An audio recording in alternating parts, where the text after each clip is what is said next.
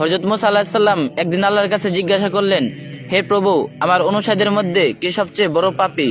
আল্লাহ উত্তরে বললেন, যে ব্যক্তি সর্বপ্রথম এই পথ অতিক্রম করবে সেই ব্যক্তি হইল তোমার অনুসারীদের মধ্যে সবচেয়ে বড় পাপী। আল্লাহর কথা অনুযায়ী হযরত মুসা আলাইহিস সালাম বসে দেখছেন। কিছুক্ষণ পর দেখলেন এক ব্যক্তি ছোট একটি ছেলেকে কোলে করে পথ অতিক্রম করছে। হযরত মুসা আলাইহিস সালাম বুঝে ফেললেন এই সেই বড় পাপী। হযরত মুসা আলাইহিস সালাম আল্লাহকে বললেন, হে প্রভু, এখন আমাকে সবচেয়ে নেকি মানুষটিকে দেখান।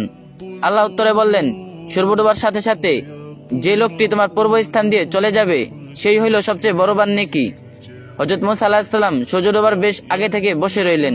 যেই সূর্য ডুবছিলেন দেখলেন সে সকালের ওই ব্যক্তি ছোট ছেলেকে কোলে করে ফিরে যাচ্ছেন। মুসা আলাইহিস সালাম হতভম্ব হয়ে আল্লাহকে জিজ্ঞাসা করলেন, হে প্রভু, একই ব্যক্তি মহাপাপী, আবার একই ব্যক্তি নেকিবান। আল্লাহ তাআলা বললেন, হে মুসা, সকালে যখন এই ব্যক্তি ছেলেকে সাথে নিয়ে তোমাকে অতিক্রম করে জঙ্গলে প্রবেশ করলো, তখন ছেলেটি বাবাকে প্রশ্ন করেছিল, বাবা, এই জঙ্গল কত বড়? বাবা উত্তরে বলেছিল, অনেক বড়। ছেলেটি আবার প্রশ্ন করলো, বাবা, জঙ্গল থেকে কি বড় কোনো কিছু আছে? তখন বাবা বলেছিল, হ্যাঁ বাবা, ওই পাহাড়গুলো জঙ্গল থেকে বড়। ছেলে পুনরায় প্রশ্ন করলো, পাহাড় থেকে কি বড় কিছু আছে? বাবা বলল, আছে, এই আকাশ।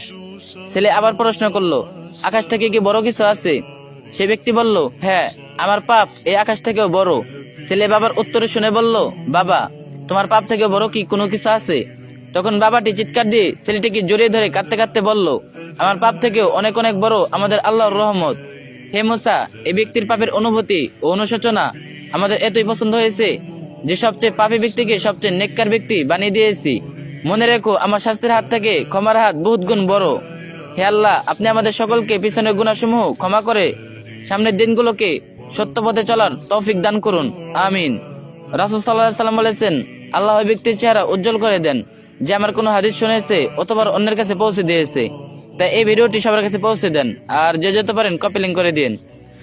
بالله كم تستطب القروب